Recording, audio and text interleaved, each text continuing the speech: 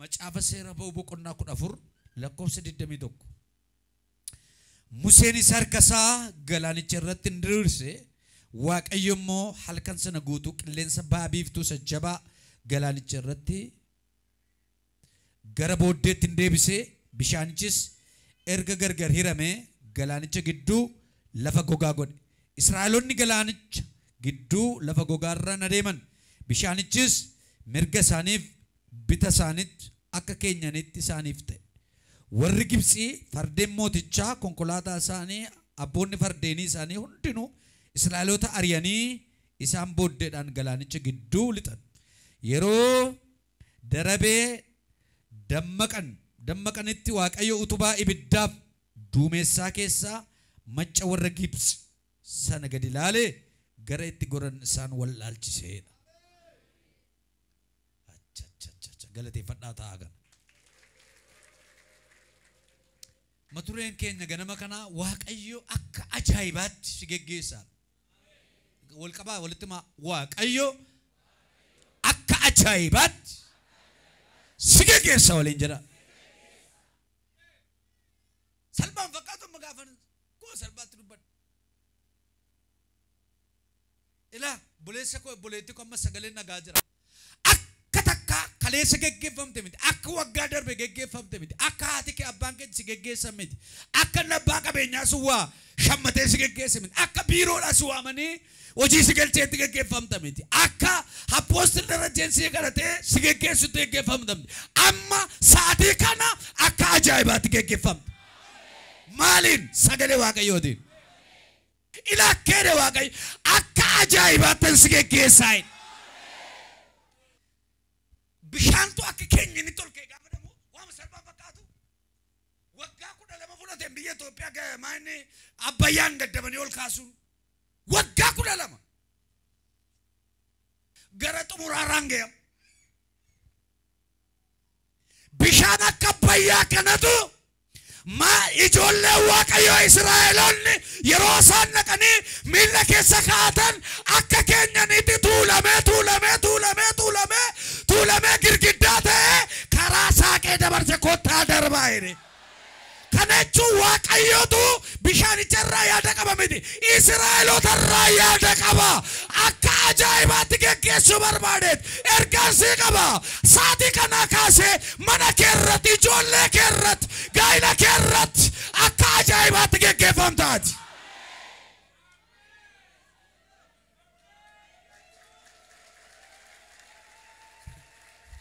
Kan isin warri Israa'el dinqiyyuun barbaadanii. Dinqii garuu gidduutti ta'a. Maaliif beektu? Dinqii hin barbaadee misaan. Amma nuyi dinqii barbaadna. Amma irraa dinqii hin ta'u taanaan waldaan irraa sirrii mitettanii galtu isin. Kan isin dhibu Israa'eloonni dinqii hin barbaadan. Jireenya isa dinqii godhu Waaqayyoo waan jiraataniif gidduu isaaniitti dinqiin hojjetamu. Nummoo dinqii barbaadna jireenya Waaqayyootti tolu hin jiraan. Kanaaf harki Waaqayyoo dinqii godhu hin barbaadu. Jokone sirran turu. Lama salfudi. Maqaa Yesuusin har'a jireenya dinqii jiraataati. Reetasi bahadoo.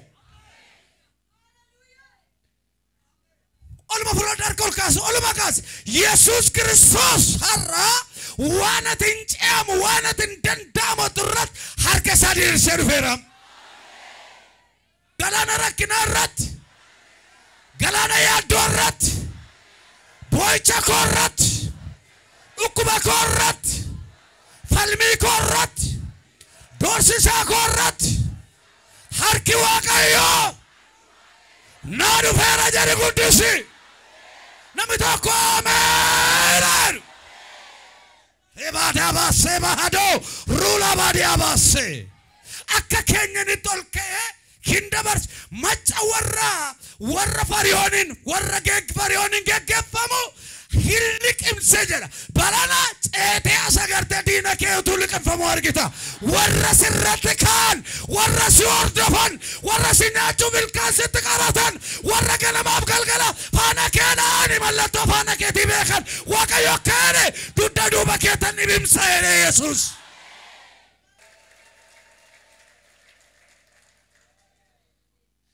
bu'i mana masih berat itti bu'i dhaga'e waaqayyo jireenya dinqisi jiraachisa irraa kaase.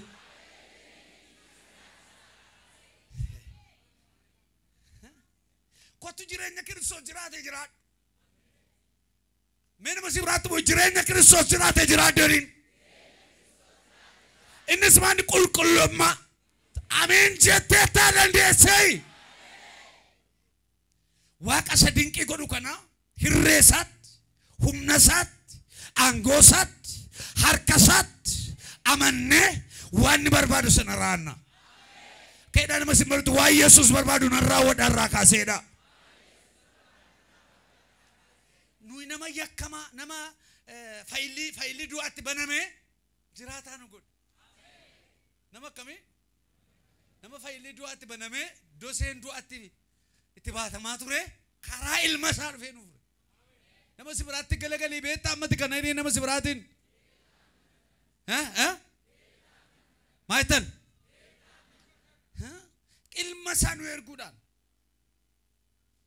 Wangeela Yohaannis boqonnaa 15:9 maal jedha? Abbaan akkana jaallate anis akkasuma isin jaalladheera jaalala kootti qabamaa jiraadha. Nama jaallatanii maal kennitu isin? Kenna.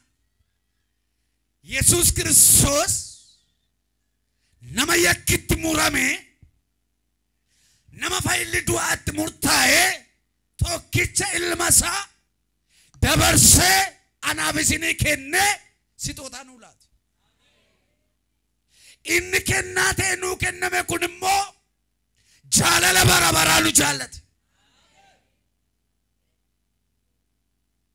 Tibu amena masih merujuk ketika tibu ati jalan bara-bara si jalan te Yesus eda. Tokki cahil masa jalan bara-bara gode dabar senula teraye.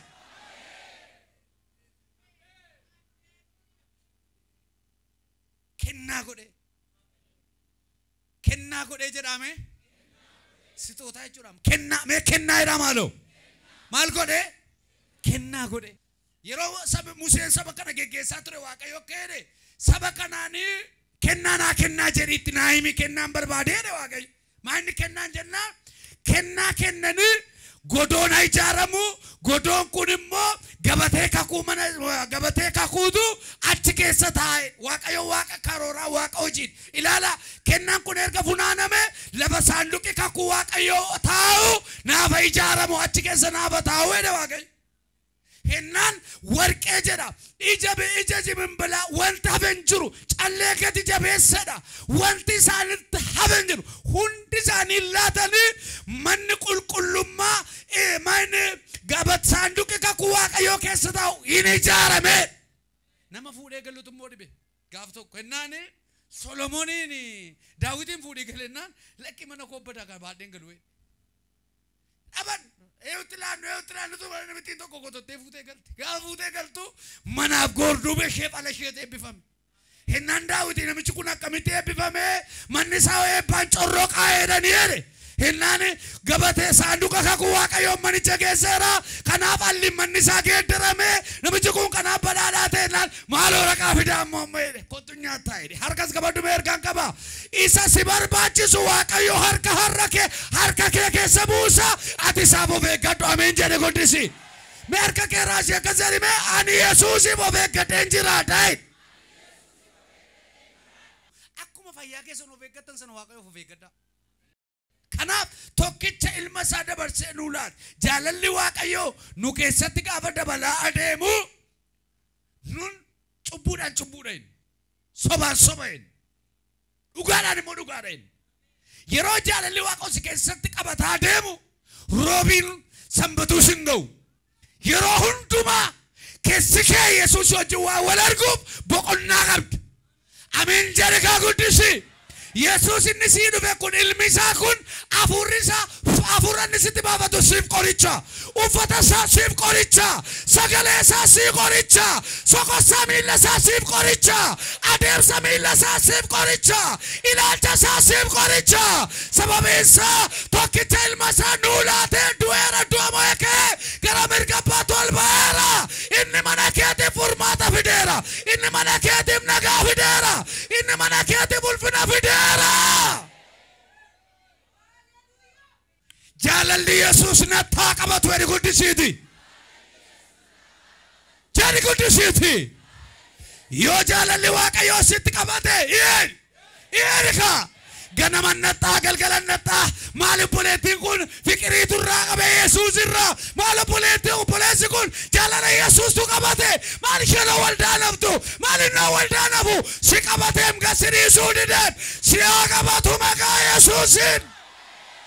Phaawulosin qabannani Phaawulosin qabate afurri qulqulluun hinnaani maaloo jedhani waaqa beektoota warri waaqa beektan warri waaqa hin beekne namicha akkasiina biyya keenya keessa ariyaa baasaa akka dhukkuba daddarbaa nutti ta'edhan harka ol kaas jaalala Yesuustu lafee Phaawulosin lite gaafa afurri qulqulluun irra bu'e sana gaafa humni Waaqayyoo cabsee guyyaa sadi balkan sadi jaamse sana jaalalli Waaqayyoo Phaawulositti likka qabateera Saa'ol ergasii ka'e akka dhukkuba daddarbaa ta'e jedha dhukkubni daddarbaan achi naqaa duuban naqa hin daraga har'a jaalala Yesuus akka sansiin jedha akka dhukkuba daddarbaa fira keetillee hadarbu. Jaalalli Waaqayyoo si qabateenaan mufiin beektooti. Namni yoo goototee keessi baaseeyyuu waldaatti fiidda. Yesuus kilaashii miti du'ee namni isaa ciccitee foonsaa irraa ka'ee lafee isaa daakamee fannoo irratti qullaa saartee sa'aatii jaaf halkan manni guyyaan dukkanaa'ee marxoo Yesuusii fedhee lafti kun waaqni kun walitti dukkanaa'ee sa'aatii jaaf sa'a sadiif sana booda dukkanni lafatti uwwisamee hin du'ee du'a mo'ee ka'ee hin jettu gara mirga abbaatti shaayiree sokki. Kun anaaf siif amiin jetteetta jaalala koof jaalala keeti waan tokko waan godhen qabu. Yesus Kristus isa anaaf siif fannoo irratti ol ba'ee du'ee gara mirga abbaatti ol ba'ee yeroo hundumaa sin jaalladha jaalallee koodha mana galgalaa koodha dhunnan dhufaa yoomnaa dhufta jedhi dammafadhu apheetee sittaa qabatu kun akka cumboomme yeen adaaran caf hin jedhum caf godhu dubartoo laatti mana ku akka nama eeleetti biddeem sarara godhu inuma dhugaa cumboo sunis caf godheetu si jiraachisa har'a yoo Waaqayyo wajjin jilba qabaate. Jedhame harkas qaba ila caf godhee jiraachise Yesuus jedhame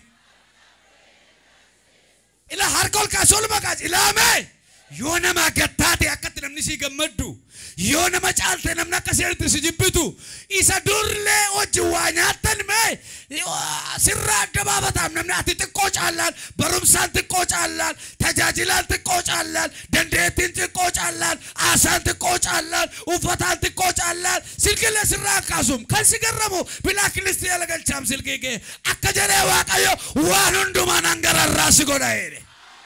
Yoo tuffatte kan itti tolu yoo tikaatte kan itti tolu yoo tinyaate kan itti tolu yoo si darbe kan itti tolu ilmi Waaqayyoo si boqochiisuun dhufa jedhaayira. Torban kana namoota boqotaa hin arga heloo harka ol kaasa mana namaa keessa kan hojjettan haraddaa namaa keessa kan hojjettan kophaa fi taasaa kan deemtan haalli isin irra jirtan kan isin mijachuu dide ergaan nagaa jira Waaqayyoo kan jedha hirreekoon isin irratti fideedha Waaqayyo. TikTokidhaan YouTubeidhaan peejiidhaan kan hordoftan sagalee dhagaa kan jirtan akkana isin jedhaa Waaqayyo har'a keere ana tirkadoon abbaa jabaadha isin jedhe akka jedhee Waaqayyo gola nama keessaan gola namaatiin si baasa jedhe akka jedhee Waaqayyo moofayyummaan sirraa baasa jedhe akka jedhee Waaqayyo teellaa namaatii fuudheen dura si godha jedhee Waaqayyo akka jedhee Waaqayyo waltajjii irra taa'u malu irra taa'u dadhabdee kan boosu harka namaatiin kan gadaariyatamte namni kan si jibbe haalli kan si jibbe badandeetti barumsaa qabda kanatti baratte barumsa guddaa ta'uu danda'a injiineerii ta'uu danda'a kan itti hojjettu dooroo irbaataa ta'uu danda'a ergaan nagaa jira innati baratte binnota hojjettu kan wal banjala darbe gooftaan akkana jedha harka koosii bideera sin qaqqaba boo'icha kee kolfattan geeddara himimmaan gaddaa sirraa naqa buddeen namni nyaanne cabsee si nyaachiseera Waaqayyo. Namootuma kaleessa si jibban namootuma kaleessa mee yeejed mana kee buna waamnaan dhufuu didantu yeejed adda baluun maaliif mana waamuu didani sirkiidhaan maal ta'ani adda baluun mana bitatan adda baluun makiinaa bitatan adda baluun hin jijjiiraman adda baluun durmee wiikii birrii kuma uffatti ammoo kuma furtamaa isa kam uumaaneeri maal takkos godhe waaqa geeddare ergaan nagaa jira Waaqayyo baran geeddara Waaqayyo haalan geeddara Waaqayyo guyyaan geeddara yaa warra harka namaan cabdanirtani yaa warra gadi ilaaltani yaa warra bohaartani yaa warra achumee jettani hin baata jedha Waaqayyo. Irkattee teesseen beektu miti gaaf tokko gammaddee teesseen beektu miti yeroo hundumaa huruu dhiibaa jiraatta miti mana bobaluufaa makiinaa bobaluufaa jetta miti uffata bobaluufaa uffata adda baluufaa jetta miti akka jedhee Waaqayyo zaaree yenee Kuyan gaera baga gammadde. Si darbu deemti. Si mijachuu deemti. Teessee mana namaa faawuu tamti girgiddaa mana namaa. Marii makiinaa namaa faawuu adeemtamti. Yeroo namni piyaasaa kana Addis Ababaa kana Boolee kana sibira walal godhee adeemu tamti naa tamti harka kee galcha Waaqayyo. Faaraa taalaa raayaa kaakaa. harka kee galcha Waaqayyo yeroo san walal godhanii sibira dhaban gorora shalli qibsita miti ergaasii qaba Waaqayyo akkaane eenyuun alchee eenyuun guddifate Waaqayyo ati mucaa Waaqayyoodha ilma saayyuu nuu laate isee kolkollee kana siroowwataa miti Waaqayyo siyyaasa jedhe rakkina keessaa si baasa jedhe